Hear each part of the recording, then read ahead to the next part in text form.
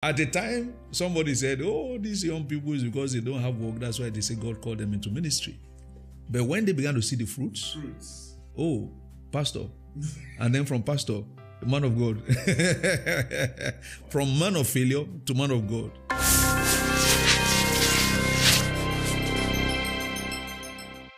These persons, they have got to that point in life where they're confused about purpose, about their vision, about their next steps. And a few scenarios I was able to extract from the multitudes that we got.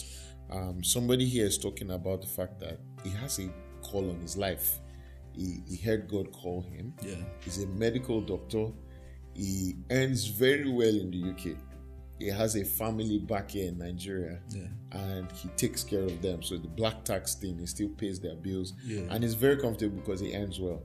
But now that God has called him, he feels like he's going to have to go and start from scratch. He's confused. Yeah. He's afraid that if he starts ministry now, how will he survive? How is he going to take care of his family, his old parents, and his siblings, and all of that? So he's at that point. He doesn't know what to do, and so he's asking for direction. How would he navigate this? There's someone else who is working in a bank, and he says he doesn't find fulfillment. That every time he receives his salary, he feels troubled. Even though it's a huge salary, but he knows that he's not supposed to be at the bank. And then someone else says, at what age really should I find purpose? Is it when I'm 15, 13, or when I'm 40? Let me first begin from a platform of a lesson I learned just maybe 2 days ago. There is seed, which generally should produce fruits. But that can be likened to vision, seed, and accomplishment, fruit. And the natural thing, an expectation is that, once I have vision, I should get fulfilled, it should get resolved. But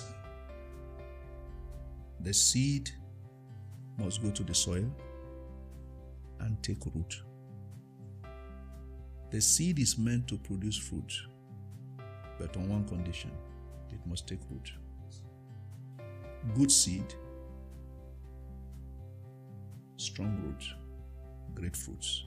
Good seed, strong roots, great fruits. Yeah.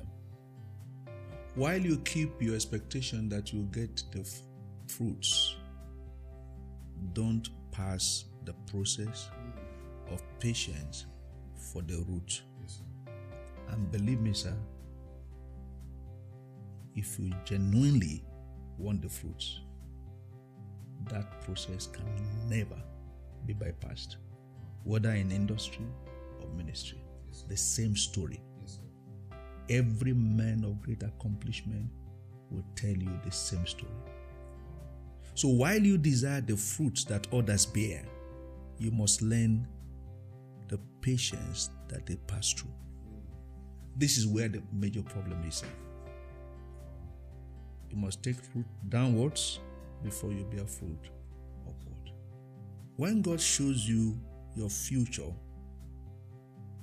suddenly it appears He has taken it away from you or taken you away from it.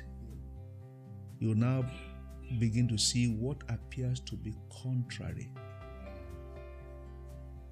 And that's when the test of your faith and your vision comes in.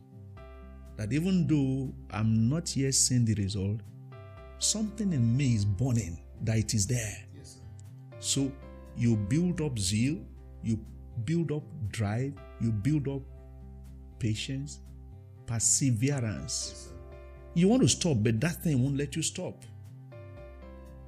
It's driving you to the point that you don't feel what's happening to you outside, but what is burning within you is what is directing you and driving you. The moment of when you feel people have forgotten you, people have left you alone, it happened to all of us. When I was privileged to start the church work as assigned, Nobody asked after me. But when they began to hear of the fruits, they not only began to call, they began to address me with a different name. Wow. Are you following me?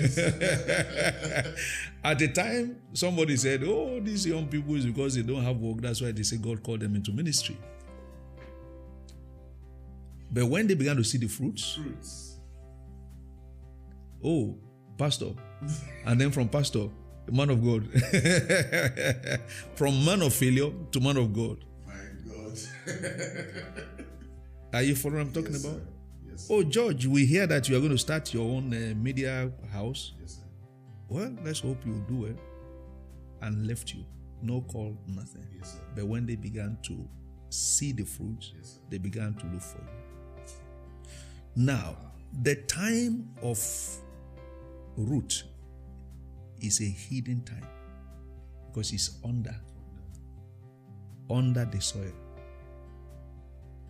Under. Nobody sees it. Yes, sir. It's getting rotten. It's like reversal. Now, think of Joseph. God gave him several visions and then began to take him away from the vision. And that's also a moment for you to put your eyes away from the vision, put your eyes on the giver of the vision. You see, there is the caller, the called, and the calling. The caller is in between.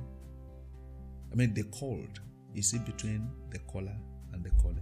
The mistake we make several times in ministry is that we fix our eyes and talk so much about our calling. So the caller say, well, let me leave you to it. Go and try. But when we talk more about the caller, then it helps us to fulfill the calling. Yes. It empowers it. So sometimes it's like some people are so driven by their vision that they forgot the source of the vision. God was trying to teach Joseph to make him his focus. So they took him away from the vision, removed his very colorful dress, which represents his vision, sold him out after putting him in the pit, bringing him out. And when he felt he was having some respite, he hadn't finished the school. Then somebody rose again, accused him of infidelity and rape. So from there to the prison. But one common thing, and the Lord was with Joseph, sir. Which means he maintained his focus on God. Yes, sir. Yes, sir. And so when he got there, tendencies for pride, for anger, for revenge, he had lost it all. And so sometimes we need to go through all those grinding processes for us to lose our human and natural tendencies. Pride, arrogance, mistreatment of people, lack of compassion. And believe me, until those things are lost, you cannot have a sustainable ministry impact.